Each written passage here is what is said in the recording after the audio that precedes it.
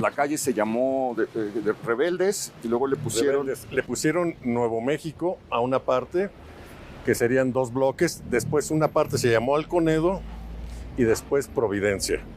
Esto estamos hablando de inicios del siglo XIX. Después se le llamó a toda la calle Nuevo México, más o menos en 1840, cuando un grupo de franceses pide que se cree la colonia, una colonia especial para ellos. Pensaban ponerle Nuevo Francia, pero está muy cercana a la cuestión de la guerra de los pasteles. Sí, no. Mejor vamos a ponerle Nuevo México. Y entonces, de ahí empezó el glamour de esta calle. Claro, porque además ya lo comentábamos, que es el desarrollo, es el momento en el que la ciudad se rompe y se empieza a crear el Nuevo México, no el que dejaron allá atrás propiamente los conquistadores, sino este que tenemos aquí. Y luego adquiere el nombre de artículo 123 en alusión pues, al artículo que regula la vida laboral de México, que también tiene una historia interesantísima, porque iba a ser el artículo 5º, y solamente iba a contemplar unos lineamientos muy generales. Pero llegó un diputado yucateco que deberíamos recordar, porque pues, fue un defensor de los obreros en ese tiempo, que se llamaba Héctor Victoria, y dijo, esto es insuficiente, esto no alcanza a regular un problema por el que se hizo la revolución. Y entonces empezaron los debates, de manera que fueron resolviendo los artículos. Este iba a ser el 5º tema a tratar, y lo fueron postergando, hasta que quedó en el número 123, porque fue en el momento en el que se pusieron de acuerdo y pudieron resolver pues, lo que conocemos, lo de cuál iba a ser el salario, sí, cuáles iban a ser las horas de la jornada laboral, cuál iba a ser la situación de los niños, de las mujeres, etcétera. Pero se debe a este personaje, un diputado yucateco, que aquí por lo menos ha quedado muy, muy olvidado. Y entonces se le impone el nombre de artículo 123 a esta calle. Por cierto, Marroquín no habla de Rebeldes, se la salta. Sí, no hablo de él, nada más habla de Alconedo. Estamos en un edificio aquí muy interesante, el número 22 de esta calle. Aquí nació una de las instituciones más importantes para el derecho. Fue primero el Instituto de Derecho Comparado, pero es el Instituto de Investigaciones Jurídicas. Aquí en el despacho 2 se reunieron y en 1940, a petición de algunos exiliados, se empezó a desarrollar el famosísimo Instituto de Investigaciones Jurídicas, que ahora se encuentra en Ciudad Universitaria. ¿De qué año estamos hablando? De 1940. No, imagínate lo que era esta calle en 1940. Pues ya lo hablábamos con todos los exiliados de la calle de López. Y la gente que corría de la televisión a las estaciones de radio y a los cafés, y una efervescencia de política y los cines más lujosos, el Cine Teresa, aquí a la vuelta. Escritores, intelectuales, por acá también, en el exilio. Periódicos también aquí, el Excelsior antes de irse a Bucareli tuvo sus imprentas, sus oficinas, su sede en esta calle. ¿Cuál? El Excelsior. Primero estuvo en Insurgentes y la antigua Colón, después se vino artículo 123 y finalmente pasa a Bucareli. Y de periódicos, pues por supuesto el antireeleccionista. Bueno, es que, pero ¿dónde está? Estamos eso estuvo en el número 30, ¿no? Sí. 30 de todavía artículo 100. Está un poquito más adelante. Pero, bueno, si quieres comentar algo, Beca, ibas a comentar algo aquí de... No, solo iba a decir que me parece interesante que haya sido un diputado yucateco, porque pues a los yucatecos se les da el tema de la lucha obrera. Ya hemos hablado mucho de Felipe Carrillo Puerto en otras ocasiones. Y pues no es fortuito, hay que recordar que algunas de las peores condiciones laborales se vivían en las haciendas enequeneras de Yucatán, donde incluso había prácticas de esclavitud al pueblo maya, ¿no? Entonces, bueno, interesante que haya sido un yucateco que propusiera estas importantes reformas laborales. Es muy bonito el discurso que él hace cuando toma la palabra para proponer eso y les dice a los diputados, no esperen, yo de donde vengo, no esperen que pueda cumplir las expectativas de los liróforos, ¿no?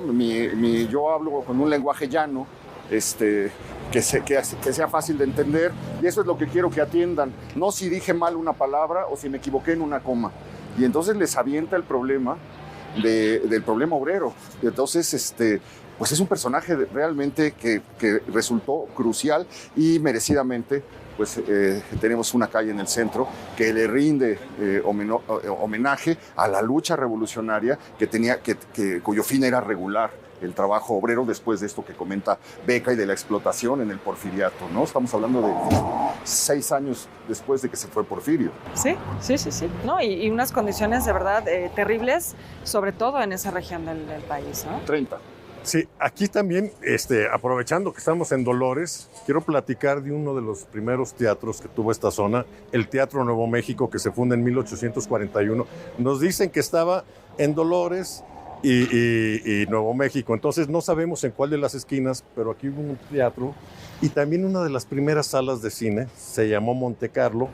¿Estuvo aquí también? En 1911, sí. Se pasó por ahí, la primera película que ponen son los combates florales en honor a Francisco y Madero, y después ese cine, o no sabemos si fue ese cine o otro, se va a la Sexta del Factor, que es Allende, con el mismo nombre. Hay otro cine aquí también muy interesante, pero vamos a seguir caminando. Y pero antes de seguir caminando, estamos frente al número 30 ya. Es donde estuvo el periódico El Antireeleccionista. Es otra historia de verdad extraordinaria. Se conservan las cartas que se mandan Madero con el periodista Félix F. Pallavicini, en donde le dice Pallavicini, yo creo que ya tenemos el periódico México Nuevo, Nueva Era. Y le dice Pallavicini, creo que hace falta otro periódico que pueda oponerse a lo que está haciendo el Imparcial y a lo que está haciendo el Debate, que son periódicos porfiristas pagados y que están en una campaña de desprestigio. Y entonces empiezan a juntar dinero para tratar de abrir el nuevo periódico que quiere hacer Pallavicini. Pallavicini es el fundador del Universal, era un periodista extraordinario, un personaje también medio ya en la sombra, pero es extraordinario lo que hizo.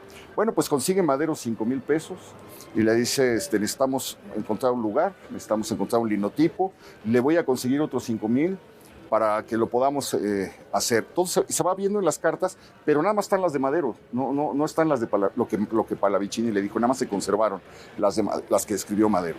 Y entonces se empieza a ver cómo sale el periódico, Madero celebra los artículos, critica uno, dice que el primer artículo de González Garza me pareció malísimo, pero ahora veo que ya se mejoró. Se ve que era súper quisquilloso y los leía completos, ¿no? Y entonces lo que no le parecía, luego le escribía a Pallavicini. Total, el periódico es tan efectivo que un día llegan Pallavicini es el director, su sueldo es de 180 pesos al mes, o sea, nada. Y el jefe de redacción es un periodista muy famoso del Imparcial que se llamaba Joaquín Piña, que es el que luego hizo las memorias apócrifas de Victoriano Huerta. Era un equipo de 4 o 5 personas, un reportero haciendo un periódico donde escribía Vasconcelos y donde escribían muchas personas que apoyaban el maderismo y que iban a apoyar la creación del partido antirreeleccionista. Entonces un día llega la policía, rompe las puertas, secuestra la imprenta y se tiene que ir Pallavicini a esconder a la calle de Mina. Luego sale de noche vestido en un zarape, caminando por la Alameda y se va caminando hasta el Estado de México. De ahí toma el tren a Toluca, se baja en una estación. Una aventura completamente rocambolesca, mientras aquí secuestraban la imprenta. Finalmente regresa, se esconde otro tiempo y le dice su abogado, va a ser posible que ya nos devuelvan la imprenta, pero ya no va a poder ser usted el director porque ya quedó, digamos, fichado. Y entonces dice, híjole, pues ¿qué hago? Porque no tengo dinero. Y entonces comienza a buscar trabajo y a vender sus cosas. Finalmente se queda solamente con un smoking y un traje de calle. Dice, pues ya tengo era como un frac. Dice, pues ya tengo un traje como de gala, ¿qué lo puedo usar? Dice, pues voy a ir al restaurante más lujoso de México a pedir trabajo de mesero. Entonces se va al restaurante Sylvain, que estaba aquí adelantito, en 16 de septiembre, y le dice al capitán de meseros, oiga, le vengo a pedir trabajo, tengo este traje, no me importa lo que me pague, puedo vivir de algunas propinas, etc. Y le dicen, pues sí, órale, véngase, preséntese en la noche, véngase vestido así. Cuando regresa en la noche, está furioso el capitán de meseros y me dice, ya me dijeron que usted me quiere engañar. Usted no es un mesero, usted es un periodista muy famoso que viene aquí porque sabe que aquí vienen los políticos más importantes y entonces lo corre. Y bueno, pues parte de esas peripecias dan lugar a la formación de un periódico que fue central en el triunfo de Madero. Esto que estoy platicando ocurre en 1909, ¿Sí? 1910. Si la numeración no ha cambiado, si se ha respetado la misma numeración que había en 1909, el periódico antirreeleccionista estaría en donde está este edificio abandonadísimo de hoy, ¿no?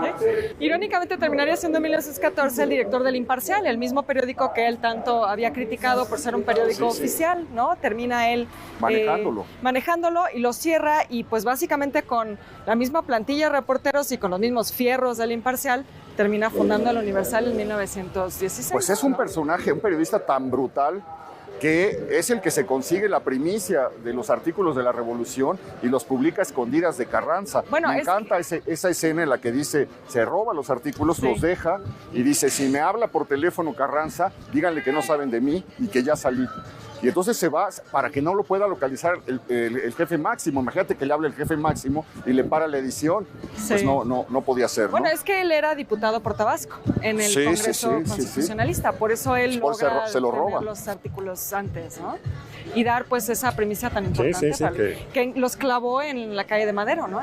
Estamos en la calle de Marroquí. Habíamos comentado la vez pasada pues, de la casa de este cronista de la ciudad que estuvo aquí, en aquella esquina, de manera que le quedaba la imprenta de Rebeldes 2 de Ignacio Cumplido a unos pasos.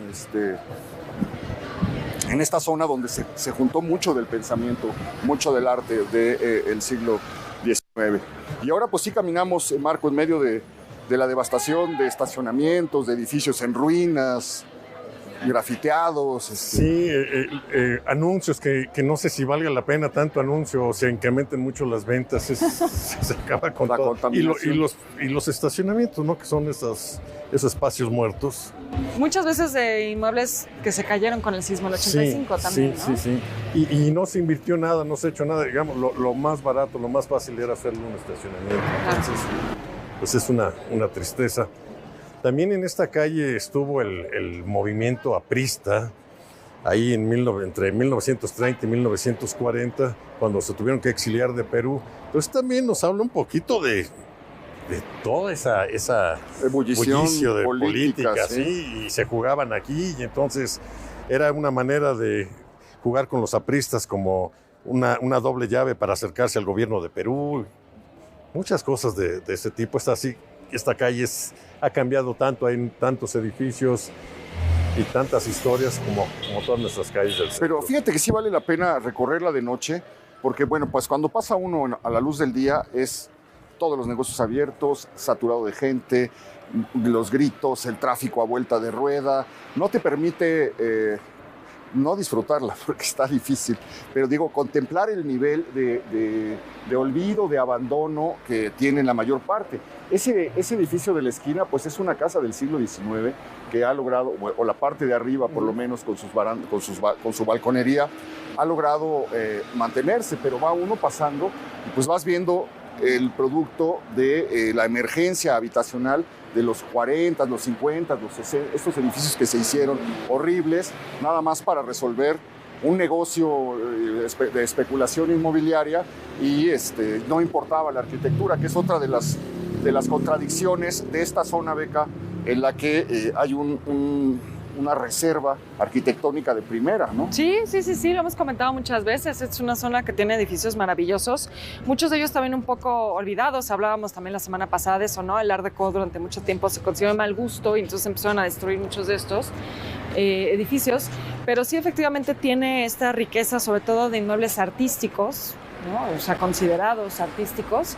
Y esto que dice Héctor de la emergencia constructiva, creo que también es bien interesante entenderlo en su contexto histórico, ¿no? Son edificios, muchos de estos que son como construcciones quizás sin ningún valor artístico, pues que corresponden al momento del milagro mexicano, ¿no? El desarrollo estabilizador. Cuando la Ciudad de México explota demográficamente, mucha gente se está mudando del campo a la ciudad en busca de oportunidades laborales. Es por lo mismo también la época de los multifamiliares, de las unidades habitacionales. Entonces, bueno, hay esta necesidad de pronto de construir mucho con poco tiempo, ¿no? Sí. Con los mismos recursos y con poco tiempo, ¿no? Hay que responder a la demanda. Estamos parados sobre un basamento prehispánico, se nota, sí. ¿no? Porque también recordábamos en uno de los recorridos que hemos hecho por la zona, pues cómo estamos realmente sobre uno de los 4 barrios de Tenochtitlan y en una zona cubierta de templos donde se han realizado incontables hallazgos arqueológicos que tienen que ver con el origen prehispánico. Entonces no sería raro que le hubieran tapado aquí y que estemos con pisando este hundimiento, el hundimiento y el desnivel. Veía yo este edificio, pero no se ve tan antiguo. Pensaba en la puerta, pero no. Quizás sí de los años 40 podría ser, ¿no? Sí, quizá podría ser de esa época.